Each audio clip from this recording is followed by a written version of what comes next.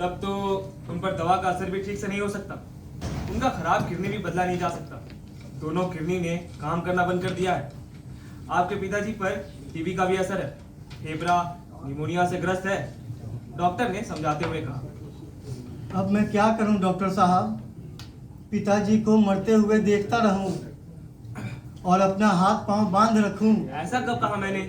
किंतु आप अपनी उनकी बीमारी पर और कितना खर्च कर सकते हैं ये भी तो जरा सोचें, ताकि आगे का इलाज उसी के हिसाब से कर सकूं। उनका रोग मिटाना संभव नहीं, बस कुछ दिनों तक उनकी मौत को टाला जा सकता है।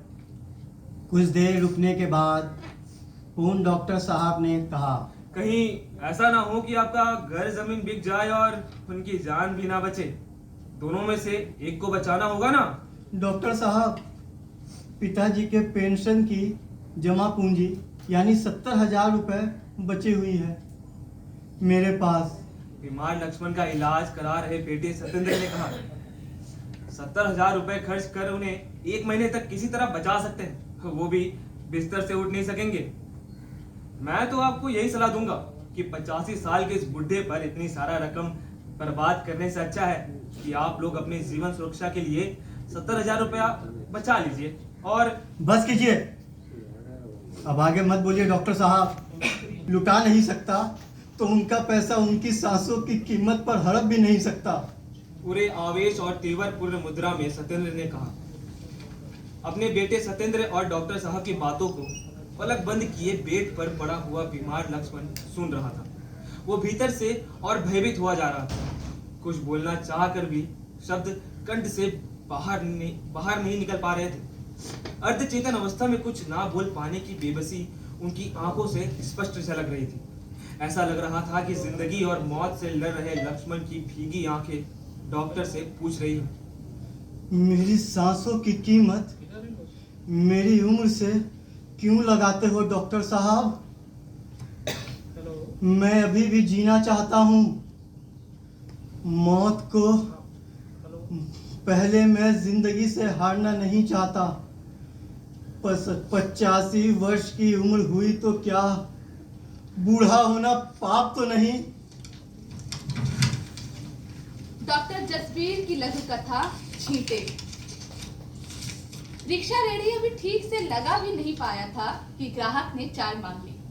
पूर्वा उल्टा कर ठोक मिट्टी झाड़ी, भीतर से पूछा, चाय कितनी टेढ़ी की? ग्राहक ने दाम को 4 रुपये पहले ही थमा दिए। बड़े संतोष से उसने लक्ष्मी माथे पर लगाई और पूछा कि ठीक है ना? 4 घूंट ले कुदरत ने सिर हाँ में हिला तसल्ली जताई। तभी पंडित जी अपना पीतली पूजा पात्र उठाए पहुंच गए। एक फूल रिक्शे के हैंडल में 2-4 छींटे पानी मार दुकानदार के ललाट पर टीका लगाया।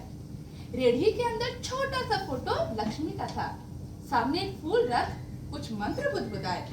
पूजा पूरी होने से पहले ही पूछ लिया, कितना हुआ? तो पंडित जी ने 4 रुपये बताए। छोटी सी तिजोरी एल्युमिनियम की आ गई चाय वाले के हाथ और इस गाड़ी में से 2 का सिक्का पकड़ाते कहने लगा, मैं तो वह देखिए सामने वाले पुजारी से कराता हूँ रोजाना। आप खुद ही कर दिए तो मैं क्या बोलता। चलो पूजा तो एक ही है, कोई भी करे। नहीं, एक कैसे है? 2 फूल की है, 3 फूल की है, खटाली की कीमत होती है ना? पंडित ने पूजा पात्र ऊंचा कर चम्मच से 4 छींटे रेढ़ी पर भी मार दिए।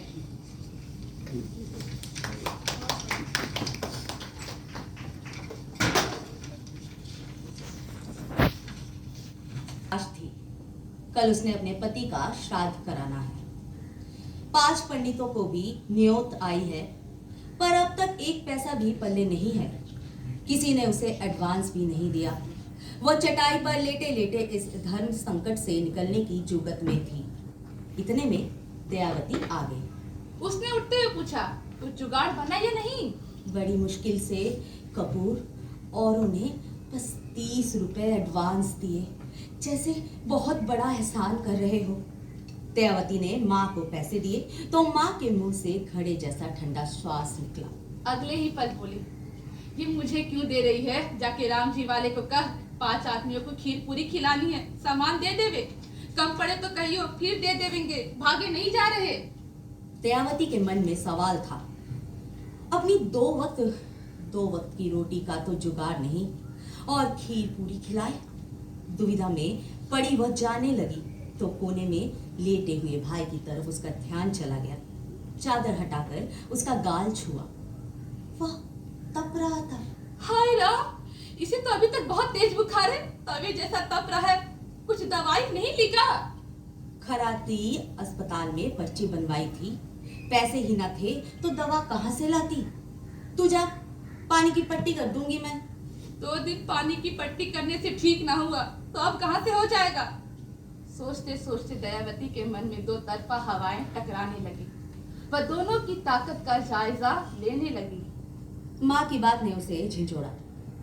अब जा भी जल्दी, देखती क्या है, फिर थ्योरी में भी टेम लगेगा।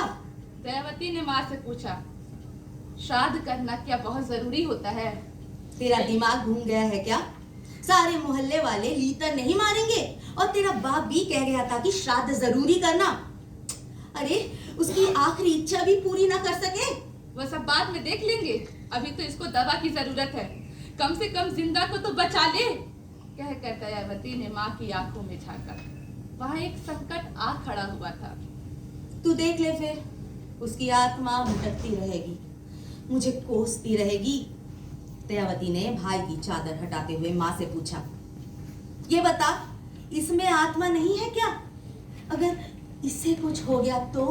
कहते हुए उसने आने में रखी दवा की पर्ची खोजी और मजबूत कदमों से बाहर निकल गई। हाँ, तो कॉलोनी की यह गली नंबर 5 है। बाकी गलियां भी इस जैसी है। इन घरों के सब आदमी भी एक जैसे। दुकान दफ्तर से आए, खाया पिया, टीवी देखा और सो गए। न दिन के न ही दुनिया के। लेकिन आस पास को लेकर एक मामले में चौकन्ने। अब इस गली के कुमार को ही ले लीजिए। कल तक कुमार अपने पड़ोसी श्रीलाल को अदब के साथ नमस्ते किया करता था। उम्र और औहदे को सलाम किया ही जाता है। लेकिन जब से कुमार के पिता चल बसे हैं, उसके हिसाब किताब भी बदल गए हैं। तो कुमार ने अपने घर की जर्जर रसोई को शानदार बनवाया। उससे उसकी गर्दन थोड़ी तंग गई और पड़ोसी श्रीलाल को रोज मिलने वाली सम ढीली पड़ गई। कई बार वो नमस्ते ना के बराबर मरियल सी होती। आंगन में मार्बल लगा लिया, घर का मुंह माथा भी संभाल लिया। कुमार ने श्रीलाल को नमस्ते करना बंद कर दिया। श्रीलाल को मात्रा समझ आ गया था, लेकिन उसे रोज की एक नमस्ते कम हो जाने का बड़ा दुख था। श्रीलाल का अपना मकान जर्जर हालत में था। पड़ोस की कोठी के तरोताजा हो जाने के बाद श्रीलाल का मकान और भी खस्ता हाल दिखाई देता था। दीवारों पर से सीमेंट गिरती हुई पपड़ियां मानो घर की हालत पर आंसू बहा रही है। जब पूरा परिवार ही श्रीलाल के पीछे पड़ गया तो मजबूर होकर उसने सारे घर को संवार दिया। दरवाजे पर नई कार भी टिका दी। उसे अपना घर कुमार के घर से अधिक सुंदर लगने लगा था और कार तो बोनस के नंबर थे। इसका कुमार पर क्या असर पड़ा है, श्रीलाल यह जानने को बेचैन था। आखिर कुछ दिन बाद उसे असर दिख भी गया। जब कुमार का सामना श्रीलाल से हुआ तो कुमार ने उसे एक करारी नमस्ते ठोक दी। ऐसा लगा जैसे सदियों से वो नमस्ते कुमार की जिगर में अटकी हो और बाहर आने का मौका तलाश करती रही हो।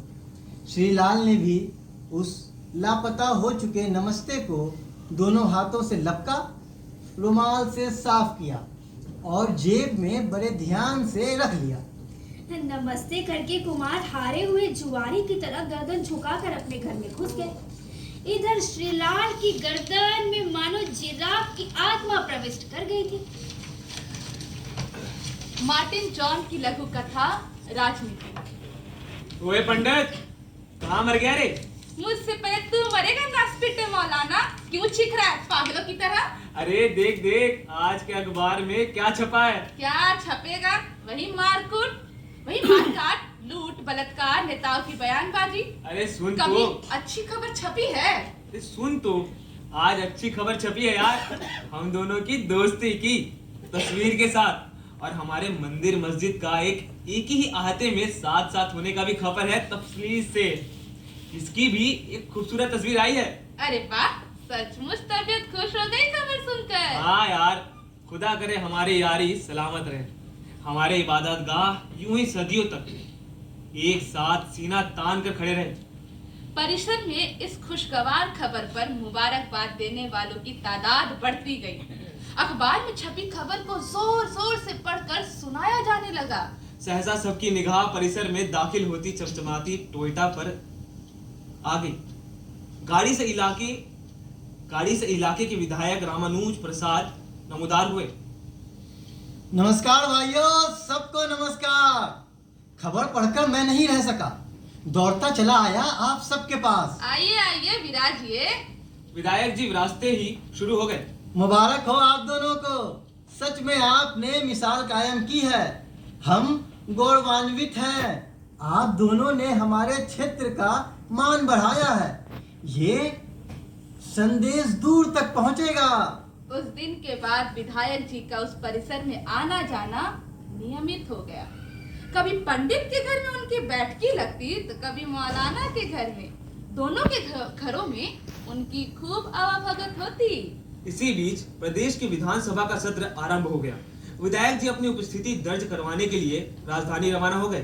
सत्र की समाप्ति के बाद जब वे अपने क्षेत्र वापस आए, तब तक मंदिर मस्जिद वाला परिसर दो भागों में बंट चुका था। अब्रॉड में रह रहे अपने बहू बेटे से जी भरकर स्काइप पर बातचीत कर लेने के बाद मिस्टर लोबो सोफे में धंस गए। थोड़ी देर बाद उनकी पत्नी ने गर्मा गर्म कॉफी देकर उनकी खुश मिजाजी में इजाफा किया। कॉफी की चुस्कियां लेते हुए पत्नी के मुखातिब हुए। गजब की तरक्की है टेलीकम्युनिकेशन में, really it's a revolution of technology, so strange. हाँ, ठीक कहते हो। अपने revolution of technology, so strange. हाँ, ठीक कहते हो। अपने जमाने में तो हम रेडियो और ट्रांजिस्टर को ही न्यू टेक्नोलॉजी मानकर चल रहे थे। अब देखो ना, सैकड़ों मील दूर रहने वाले अपने लोग विद इन सेकंड कनेक्ट हो जा रहे हैं। फ्रंट टू फ्रंट हम कन्वर्स भी कर रहे हैं। दुनिया के किसी भी कंट्री की खबरें पलक झपकते ही वाकिफ हो जा रहे हैं। इस रेवोल्यूशनरी प्रोग्रेस में दुनिया कितनी छोटी हो गई है, लगता है वो हमारी मुट्ठी में सिमट गई है। पत्नी ने समर्थन किया। और फासले भी कम हो गए हैं, पहचान का दायरा भी कितना बढ़ गया है सोशल मीडिया से। कॉफी खत्म कर मिस्टर लोबो बैंक जाने के लिए बिल्डिंग की चौथी मंजिल से नीचे उतरे तो देखा कि बड़ी तादाद में लोग जमा थे। इतनी बड़ी भीड़ की उपस्थिति के बावजूद माहौल शांत था। बीच बीच में सिर्फ सिसकियां ही खामोशी को तोड़ रही थी। मिस्टर लोबो भीड़ इकट्ठी होने की वजह जानने के लिए उतावले हो गए। उन्होंने फौरन सामने खड़े सिक्योरिटी गार्ड से पूछा, सर, आपको मालूम नहीं, श्रीवास्तव सर की मम्मी गुजर गई। 1 साल से बीमार चल रही थी। कौन श्रीवास्तव? पुरजोर दिमागी मशक्कत के बाद भी जब कोई चेहरा श्रीवास्तव बनकर नहीं उभरा तो उन्होंने आहिस्ता से पूछा, लो जी, आपको ये भी नहीं मालूम? 3rd फ्लोर में 5 सालों से रह रहे हैं। कुछ दिन पहले ही तो उनके पिताजी बिल्डिंग से सीढ़ी से गिर गए थे। सप्ताह भर अस्पताल में रहने के बाद गुजर गए। सुनते हैं ब्रेन हेमरेज हो गया था। ओह, वेरी सैड। अपने बगलगीरों को ना पहचानने और उनके अच्छे बुरे हाल समाचार से नावाकिफ होने की शर्मिंदगी और अफसोस के अतिरिके उनकी जुबान से यही निकला। Distance is still remaining. की गिनती होनी बाकी थी। इसी बीच टीवी चैनलों पर अलग अलग एजेंसी द्वारा करवाए गए सर्वे पर आधारित एग्जिट पोल आने शुरू हो गए। मिलन क्लब के सदस्य भी टीवी पर आंखें गड़ाए पोल का रिजल्ट देख रहे थे। उस रिजल्ट से वे बड़े मायूस हो रहे थे, क्योंकि जिस पार्टी का वे लोग समर्थन करते थे और जिसके लिए वोटों का जुगाड़ भी करते थे, वो पार्टी हार रही थी। अब उन्हें लगने लगा था कि पास के बाजार में सब्जी वालों से तथा और दुकानदारों से उन्हें नियमित अच्छी उगाई हो जाती थी। इसके अलावा इलाके के पुराने मकानों को तोड़कर फ्लैट बनवाने के लिए प्रमोटरों को मकान उपलब्ध करवाने में मकान मालिकों को ये केन प्रकरण राजी करवाते थे। उससे भी मोटी कमाई होती थी और फिर पूजा के समय तो मोटे चंदे की वसूली होती ही थी। वे सभी एक नजर टीवी स्क्रीन पर, फिर आपस में देखते और चिंतित होते कि अब क्या होगा। इस बीच क्लब के सचिव लालटू दा ने प्रवेश किया तो सबकी आंखें घूम गई। उनका चिंतित चेहरा देखकर लालटू दा ने जब पूछा तो उन लोगों ने यह शंका जाहिर की। लालटू दा, जो इलाके का पुराना गाहक था, उसने उन्हें बताया कि वो भी घर में टीवी देख रहा था और ये समझ रहा था अब हमारी समर्थित पार्टी हार सकती है। इसलिए उसने जीत रही पार्टी के विधायक से संपर्क कर लिया है और उसे बता दिया है कि अब हमारा क्लब उनकी पार्टी के लिए ही काम करेगा और जीतने वाले विधायक ने इसकी स्वीकृति भी दे दी है। लालटू दा ने बताया कि वो जीतने वाली पार्टी के 2 झंडे भी लेकर आ गए हैं और जैसे उस पार्टी के जीतने की घोषणा होती है, हम रातों रात पुरानी पार्टी का झंडा हटाकर नई पार्टी का झंडा लगा देंगे। उसके बाद उसी पार्टी का रंग लगाकर एक बड़ा जुलूस भी निकालेंगे। सभी सदस्यों में आश्चर्य और खुशी की लहर दौड़ गई। लालटू दा ने बताया कि हर राजनीतिक दल को हमारी सेवाओं की जरूरत है, इसलिए जो भी जीतेगा हमारा धंधा बदस्तूर चलता रहेगा, हमें कोई फर्क नहीं पड़ता। हमें कोई फर्क नहीं पड़ता। चली गई थी। जो लोग फुटपाथ पर रेहड़ी वगैरह लगाते थे, उनका काम भी काफी मंद पड़ चुका था। अब कुछ लोग वैकल्पिक काम भी खोजने लगे। कईयों ने साइकिल पर घूम घूम कर सब्जी वगैरह बेचनी शुरू कर दी। कई लोग जो सिनेमा हॉल या होटलों में काम करते थे, उन लोगों ने भाड़े पर 2 व्हीलर रैपिडो चलाने शुरू कर दिए। सुकांत एक होटल में काम करता था और उसका काम भी जाता रहा। उसे भी रैपिडो वालों ने अप्रोच किया था कि अगर उसके पास अपना 2 व्हीलर है तो वो चला सकता है, लेकिन ना तो उसके पास अपना 2 व्हीलर था और ना ही वो उतनी अच्छी तरह से 2 व्हीलर चलाना जानता था। शहर से बाहर उसका एक कमरे का मकान था और थोड़ी सी जमीन भी साथ में थी। उसी में किनारे पर एक खपरेल का कमरा भी था जिसमें घर का टूटा फूटा सामान रखा हुआ था। ये तो अच्छा हुआ कि उसके बाप ने मरने से पहले सर छुपाने की जगह बना रखी थी। सुकांत की बीवी और 2 बच्चे भी थे। वो बड़ी चिंता में था कि घर कैसे चलेगा। उस रात वो बहुत सोचा। एक विचार उसके दिमाग में कौंधा और वो सुबह ही निकल पड़ा। उस मोहल्ले में जहाँ मूर्तियाँ बनाते थे, वहाँ अधिकतर मूर्तिकार ही गुमसुम बैठे थे। कहीं कोई ऑर्डर नहीं था। उसने एक मध्यम आकार की मूर्ति देखी जिसे अभी ना तो सिर ही लगाया गया था और ना ही रंग किया गया था। उसने मूर्ति वाले से पूछा कि ये किसकी मूर्ति बना रहे हो? मूर्तिकार ने कहा, अभी कुछ सोचा नहीं, जैसे कोई ऑर्डर आया वैसे ही बना दूंगा। सुकांत ने उसे एक आइडिया दिया और 2 दिन बाद जाकर मूर्ति घर ले आया। मूर्ति के चेहरे पर मास्क लगा था। सुकांत ने मूर्ति लाकर अपने खपरेल वाले कमरे को साफ सुथरा करके वहां स्थापित कर दिया और बाहर दरवाजे पर बैनर लगा दिया, कोरोना माई का मंदिर, कोरोना माई का मंदिर। पड़ोस से पुजारी को बुलाकर पूजा करवा दी और प्रसाद लेकर हर गुजरने वाले को बांटना शुरू कर दिया। अरे अरे लो लो लो प्रसाद लो, कोरोना माई का प्रसाद है, लो। धीरे धीरे बात फैलने लगी और कुछ लोग आने शुरू हो गए। उसकी पत्नी की एक सहेली ने शहर के कोरोना अस्पताल के बाहर कुछ कोरोना मरीजों के रिश्तेदारों को बताया कि कोरोना माई के मंदिर में प्रसाद चढ़ाने पर मरीज जल्दी स्वस्थ हो जाता है। बस फिर क्या था, लोग भागे भागे पहुंचने लगे। कोरोना माई के प्रसाद के रूप में बाहर सैनिटाइजर की छोटी बड़ी शीशियां बिक रही थी और साथ में तरह तरह के मास्क और मिठाई के नाम पर बेसन के लड्डू।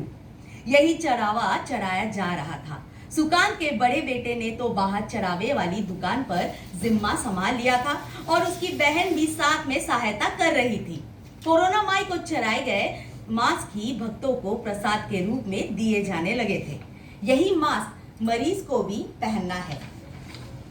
उसके एक मित्र ने कोरोना माई की एक आरती भी लिख डाली। कुछ दिनों में ही कई मरीज स्वाभाविक रूप से ही ठीक होकर घर जा रहे थे और कोरोना माई के मंदिर का चर्चा शहर में खूब हो रही थी। कोरोना माई का मंदिर अब पक्का बन चुका था और सुकांत भक्तों के साथ जोश में भजन गा रहा था। जय हो कोरोना माता, बोलो जय कोरोना माता। झटपट विपदा दूर भगाई, झटपट विपदा दूर भगाई, माता कृपा करो सदा। ओम जय कोरोना माता।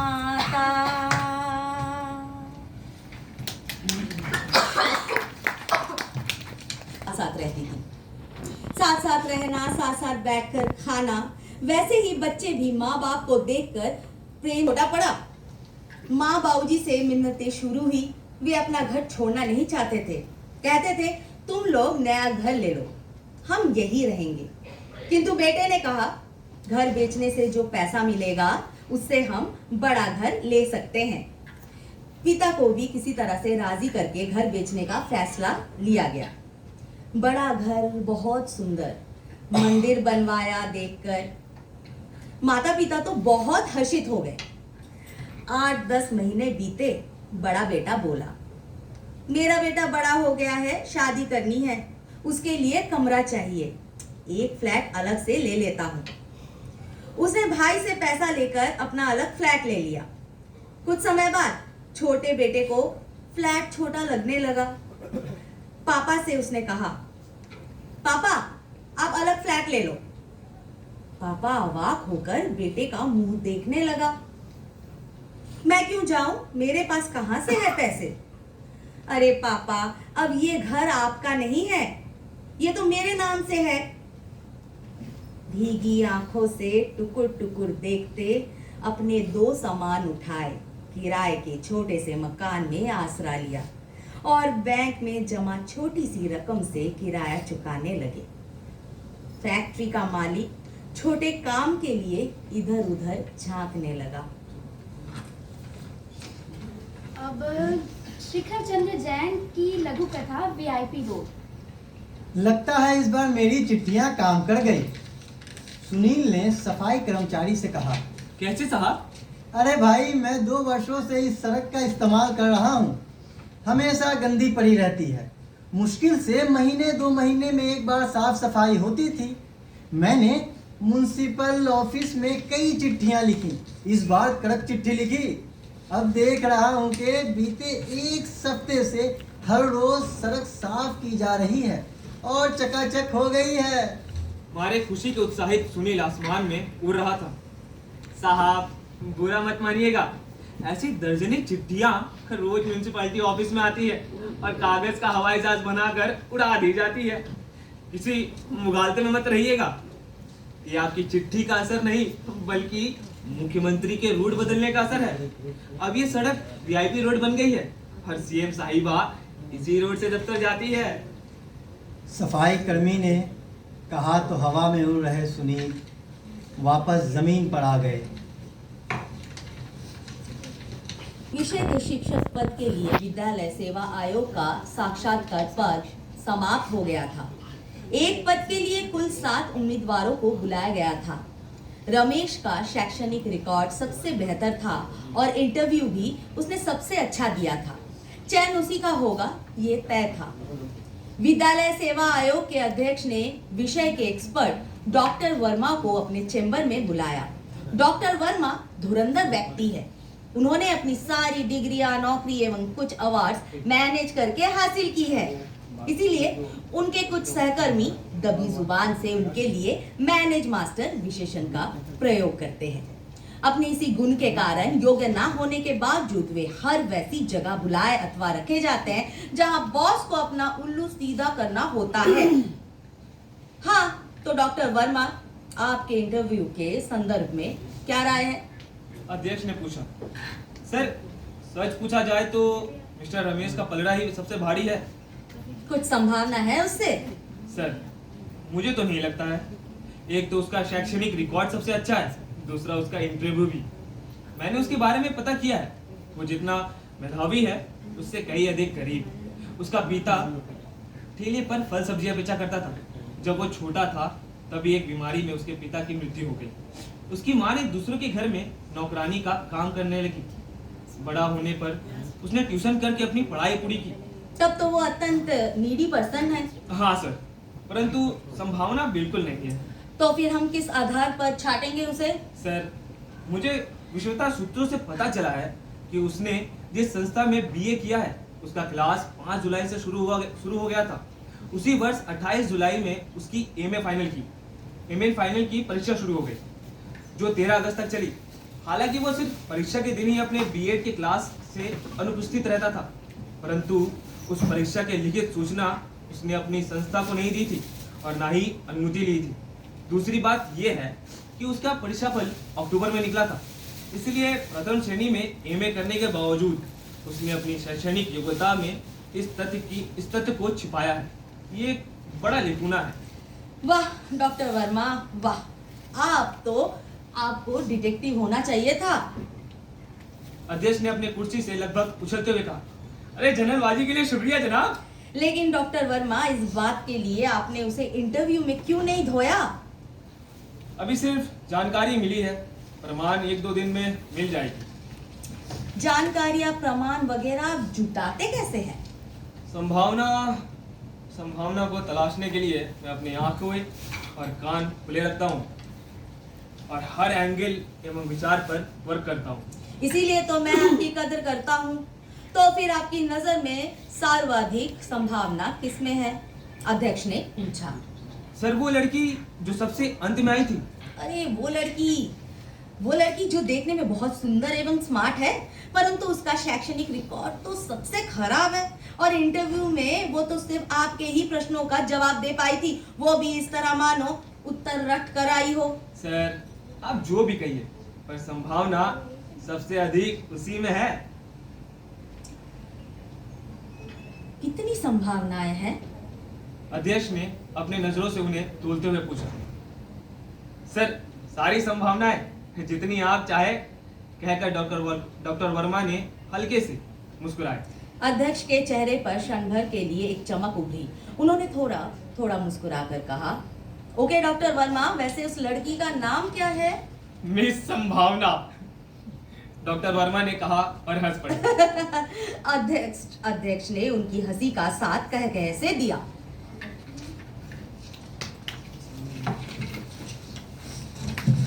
धोनी, विराट कोहली और गौतम गंभीर, बस दूसरा कुछ सोचता ही नहीं था उसे।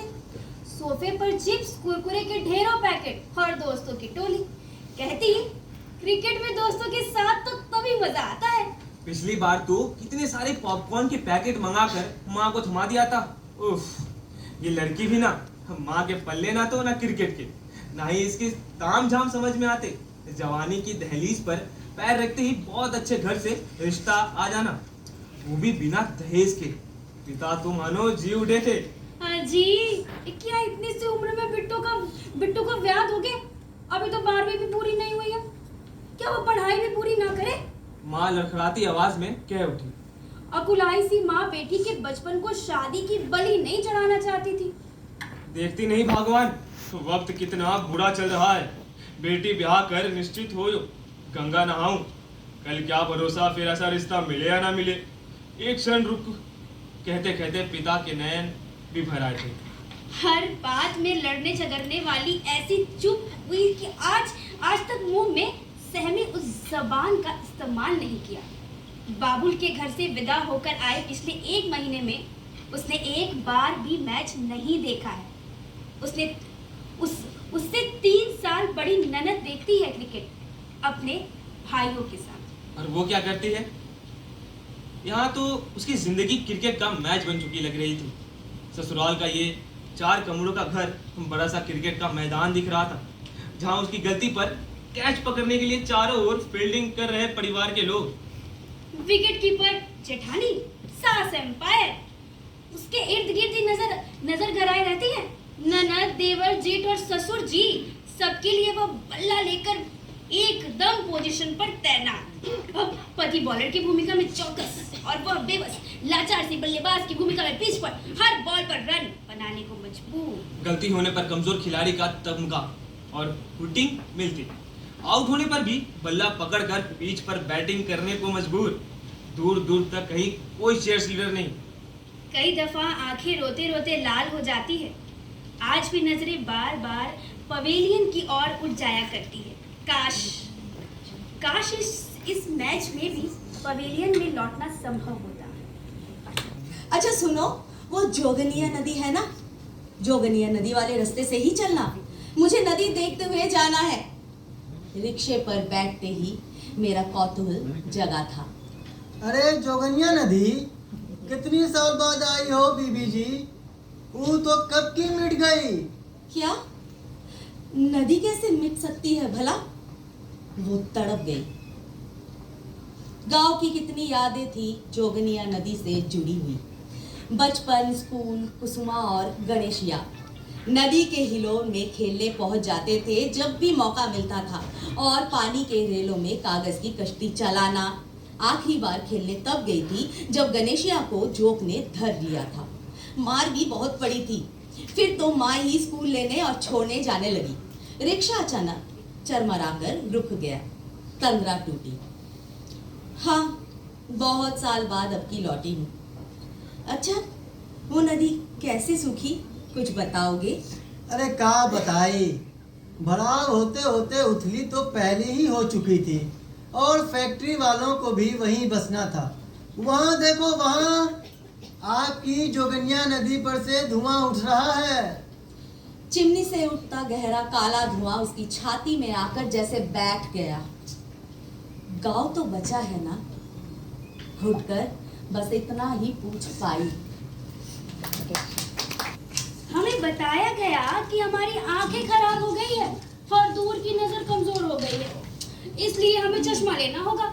नाक पर चढ़ाकर आंखों को समर्थन या आंखों का साथ देने के लिए, ताकि हम चीजों को साफ साफ देख सके। हमें इस बात पर यकीन हो गया क्योंकि चारों तरफ का माहौल धुंधला धुंधला था। इसीलिए हम घबराकर चले गए डॉक्टर के पास। डॉक्टर बताने वाले ने डॉक्टर का पता, ठिकाना, नंबर सब दे दिया। क्योंकि बताने वाला हमारा शुभ चिंतक था, इसलिए उसकी बात पर भरोसा करना लाजमी था। बस फिर क्या था, हम डॉक्टर के पास गए। फिर डॉक्टर ने आंखों की जांच करने के लिए हमारी नाक पर एक ऐनक चढ़ाई। उसके बाद उस ऐनक में उसने कुछ ग्लास डाले, तरह तरह के ग्लासों को डाला। कभी हमें साफ नजर आया तो कभी धुंधला और कभी बहुत धुंधला।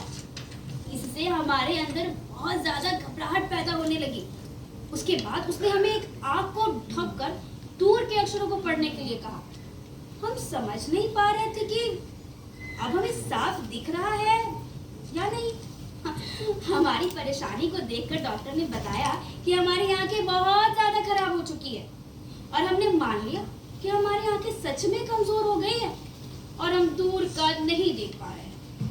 उसके बाद डॉक्टर ने हमारे आंखों की कमजोरी के अनुसार तथा कथित पावर के अनुसार पर्चा बना दिया और फिर हमारी आंखों पर चश्मा चढ़ गया। अब हमें दूर की वही चीजें नजर आने लगी जैसे कि ऐनक के जरिए हमें दिखाई दे रहा था। हमें यकीन दिलाया था डॉक्टर ने कि बस इतना ही काफी है चीजों को साफ साफ देखने के लिए। और अब हमें सारी चीजें साफ दिखाई भी दे रही थी। उस चश्मे से साफ दिख रही है जो हमें दिया गया है पहनने के लिए, और इसलिए असली और नकली का भेद इन आंखों के लिए खत्म हो गया। अच्छा है, शायद कभी इसी बड़े पत्थर से या किसी बड़े रुकावट से टकराने पर हम गिर जाए और हमारी आंखों से ये चश्मा गिर जाए और ग्लास टूट जाए, और तब शायद हमें जो जैसा है वैसा नजर आए। तब तक के लिए आराम से नाक पर ऐनक चढ़ाए देखते रहिए, कहते रहिए, लिखते रहिए, मजे से रहिए।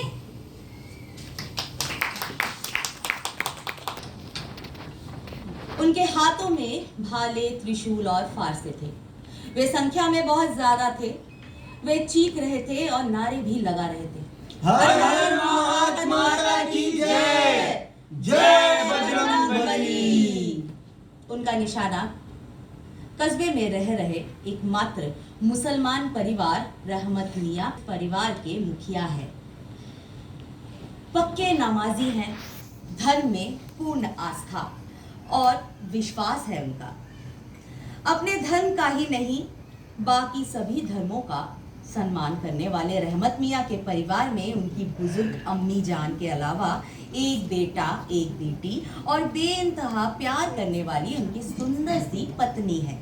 जब उन्मादित भीड़ रहमत मियाँ के घर पहुंची, उस समय रहमत मियाँ अपने परिवार के साथ बैठकर हंस हंस कर बातें कर रहे थे। मारो, मारो मारो मारो, मारो मारो, मारो मार डालो। मारो। कहते हुए भीड़ टूट पड़ी। उनके परिवार पर रहमत मियाँ नहीं समझ पाए थे कि उनका अपराध क्या है। क्यों मार डालना चाहते हो मुझे और मेरे परिवार को? हाथ जोड़ते हुए विनम्रता से बोले थे रहमत मियाँ। हालांकि उन्मादी उनकी बात नहीं सुन रहे थे, फिर भी एक समझदार सा व्यक्ति बोला था। अरे भाइयों, शांत हो जाओ। पहले इससे सही बात जान तो लो कि कहीं ऐसा ना हो इसकी कोई गलती ही ना हो। नहीं शर्मा जी, मैंने इसे गाय का मांस खाते देखा है। हाथ में फरसा लिए कोई चिखाड़ा था। गाय हमारी माता है और ये काफिर उसे मांस खाते हैं। इन्हें तो जिंदा जला देना चाहिए। महाराणा प्रताप के सदृश भालाधा में कोई गरजा था। शर्मा जी थोड़े से शांत प्रकृति के व्यक्ति हैं, सो बोले थे। रहमत मियाँ, सच क्या है बताओ। देख लो तुम्हारे झूठ बोलने का क्या मतलब हो सकता है। आपसे एक इल्तजा है, पहले आप मेरे घर की तलाशी ले लो। अगर मेरे घर में गाय का गोश्त निकल आया तो हम पांचों को आप अभी के अभी कत्ल कर दें। अपनी ईमानदारी और नेकी पर पूरा भरोसा था रहमत मियाँ को। ये मीठी मीठी बातें बनाकर उल्लू बनाना चाहते हैं शर्मा जी। इसकी एक ना सुनो, मारो, मार डालो अभी। हाथ में त्रिशूल पकड़े बड़े से पेट वाला त्रिपुंडधारी जनेऊ खींचता हुआ कोई बोला था। नहीं, रहमत मियाँ की बात तो मानी ही होगी। शर्मा जी बोले थे और भीड़ उनके घर में पिल पड़ी थी। एक एक चीज बिखेर दी थी, कोना कोना देख मारा था, कहीं कुछ नहीं मिला। सभी शर्मसार थे कि कोई गुर्राया था। वो काली वाली पॉलिथीन कहाँ है रहमत मियाँ, जिसमें तू गाय माता का? अच्छा, वो काली वाली पॉलीथीन? इस बार रहमत मियाँ की पत्नी बोली थी। हाँ वही। रहमत मियाँ की पत्नी काली वाली पॉलीथीन ले आई थी। इसके पहले कि वो उसे खोलती, किसी ने उसके हाथ से छीन ली। पॉलीथीन एक ही पल में उसमें रखी वस्तुएं बिखर गईं। सभी के सामने चारों ओर खीर, बतासे और चीनी से बने घोड़े, हाथी, ऊंट बिखर गए थे। अब सभी सन्न थे मानो तूफान के बाद की शांति छा गई हो कि रहमत मियाँ बोले थे, परसों दिवाली है, इसीलिए हम भी खीर बतासे ले आए थे। हमारे बच्चों ने भी जिद की थी कि वो भी खीर बतासे खाएंगे, वो भी दिवाली मनाते हैं। तो तूने ये बात पहले क्यों नहीं बताई? कोई अब भी बेशर्म बना। आपने मौका ही नहीं दिया। रहमत मियाँ बोले। किसी के पास कोई जवाब नहीं था। एक बात कहूँ आपसे, बोले थे रहमत मियाँ। बहुत सुंदर देश है हमारा, इसे धर्म और संप्रदाय के नाम पर कलंकित मत करो। बहुत आसान है किसी को मार डालना, बिल्कुल असंभव है किसी को जीवन दे पाना। एक बार प्यार से रह कर तो देखो। अगर ऐसा नहीं किया तो ऐसा ना हो कि देर हो जाए और हम सभी के हाथों में कुछ न रहे। मान कर तो देखो मेरी बात। और इतना कहकर रहमत मियाँ ने हाथ जोड़ दिए थे। उनकी बात सुनकर हवा में लहराते फरसे, भाले, तलवार और त्रिशूल नीचे झुक गए थे और उन्हीं के साथ झुके हुए थे सभी के सिर। तभी शर्मा जी अपनी दोनों बाहें फैला दी थी, जिनमें रहमत मियाँ समा जाना चाहते थे। बहुत सुंदर, बहुत ही सुंदर पाठ आपने किया राधा कुमारी ठाकुर वारसी। और ये आपको बहुत साधुवाद, आपने बहुत शानदार पाठ किया और बहुत सारा धन्यवाद। हमारा कांता रॉय जी हैं, एंजॉय कर रहे हैं, उनका लुत्फ उठाते हुए।